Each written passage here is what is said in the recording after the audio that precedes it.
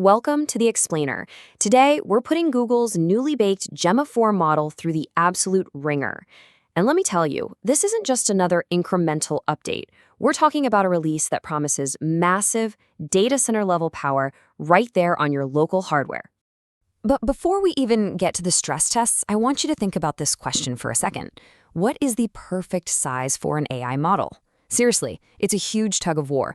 Think about finding that exact balance between raw capability, being able to actually do complex high-level work, and accessibility, meaning you don't need to rent a massive server farm just to run the thing. Well, the answer we're looking at today is 12 billion parameters. Yep, 12 billion. This is the sweet spot. It's that magical middle ground where a model is robust enough to do real heavy-duty tasks across text, images, and audio, but compact enough that it fits entirely onto a single machine. Okay, let's dive into our roadmap for this stress test. We'll start with the local AI sweet spot, followed by the unified multimodal brain. Then we're going to run trial 1 for text and code, trial 2 for vision and audio, and finally, we'll hand down the verdict on Gemma. All right, kicking things off with section 1, the local AI sweet spot. So why are we so hyper-focused on this specific 12 billion parameter size? Well, comparing the model families really shows the scale of Google's achievement here. You got the E2B and E4B models, which are tiny, right? Built to squeeze onto phones and edge devices.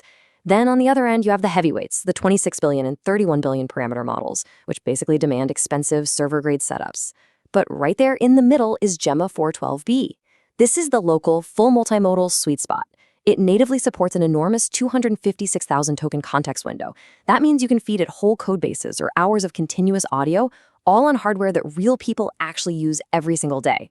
And to actually put that hardware claim to the test, this powerhouse was run locally on a standard Ubuntu system equipped with just a single NVIDIA RTX 6000 GPU. It consumed just over 23 gigabytes of VRAM. That is genuinely exciting. It means you're getting top-tier, multi-sensory AI reasoning operating entirely on a single consumer-accessible machine. Zero reliance on a cloud subscription. Moving right along to section 2, a unified multimodal brain. Now, we absolutely have to talk about the secret sauce making this incredible local performance possible, a unified encoder-free architecture. This is a fundamental break from tradition. Historically, multimodal AI required completely separate specialist systems, one engine dedicated just for images and another entirely different one just for audio. They had to translate their findings before the language model could even read them. Gemma 4 strips all those clunky handoffs away. Images and audio are projected directly into the exact same processing space as text. Here's how this plays out step by step. It is brilliantly simple. Step 1, the system ingests raw image patches and raw audio waveforms. Step 2, it multiplies them by a single learned matrix. And step 3, those inputs land immediately in the exact same format as text tokens. So the language model is already thinking in one unified pass. It instantly sees and hears without any middlemen translating for it. This streamlined flow translates directly to vastly lower latency and memory usage, which actually allows the entire model to be fine-tuned end-to-end.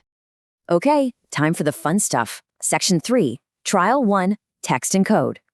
In our first test, the AI was asked a deeply abstract human question: how do I find purpose in my life?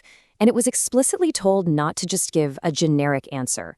Instead of throwing out tired motivational platitudes, it structured an entire actionable framework around the concept of ikigai, building sequentially from a self-audit all the way down to execution.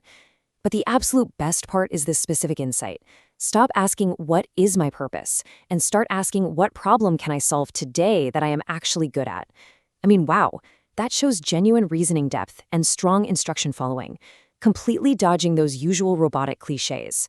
So the crucial point there is that it can reason, but can it actually build? Gemma was given an incredibly strict coding test with some major constraints. It had to generate a single self-contained HTML file, include active animation, feature in-depth nested structures, and, the kicker, absolutely no external libraries allowed. And you know what? On the very first attempt, Gemma successfully outputted a beautifully nested HTML tree, complete with stems, branches, and leaves that were actually swaying in the wind through CSS animation. Nailing that on the first try, entirely locally, is absolutely massive. For our final text trial, we pushed its massive linguistic database to the limit, having it translate a single phrase across more than 140 global languages. And just to throw a wild curveball, the prompt even asked for ancient Elder Futhark runes. Amazingly, it completely nailed the obscure runes, which is a fantastic party trick. But there is a catch here. While the output was largely correct, with just a few overly literal translations, it was slow. Processing this massive multilingual translation took the local setup around 10 minutes. So while it possesses massive capability, heavy multilinguality tasks on local hardware are definitely going to require some patience. Let's pivot to Section 4, Trial 2, Vision and Audio.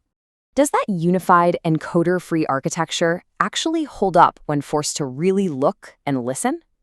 First up is the optical character recognition, or OCR test. The model was fed an image of a very messy handwritten letter and asked to extract the text exactly as it appeared. Without a dedicated vision encoder, it flawlessly read the cursive handwriting. It perfectly extracted tricky, emotionally charged phrases like "read with rage." It just processed the image directly as a token and read it completely naturally. But what about complex formatting? It was fed a dense financial statement full of fixed formatting, numbers, and tiny text.